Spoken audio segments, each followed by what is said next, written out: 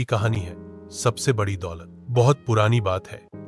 एक गांव में हरि नाम का एक लकड़हारा रहता था। वह दिन रात जंगल में जाकर लकड़ियां काटता और उन्हें बेचकर अपना गुजारा करता। हरि बेहद ईमानदार और मेहनती इंसान था, लेकिन फिर भी उसकी गरीबी कभी कम नहीं हुई।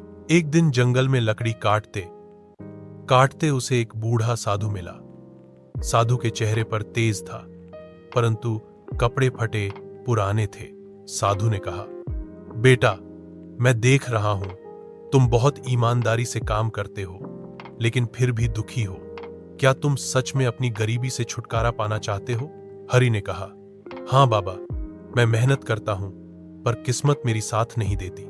साधु मुस्कुराए और बोले, मैं तुम्हें एक रहस्य बताता हूं। इस जंगल में एक गुप्त गुफा है जिसमें असीमित सोना छुपा है, परंतु उसकी एक शर्त है। तुम्हें वहां जाकर सोना भरने के लिए सिर्फ उतना ही समय मिलेगा जब तक गुफा का दरवाजा खुला रहे।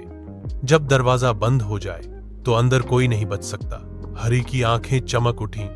साधु ने रास्ता बताया और कहा, ध्यान रखना, लालच मत करना, समय रहते बाहर आ जाना। हरि दौड़ता हुआ गुफा तक पहुंचा।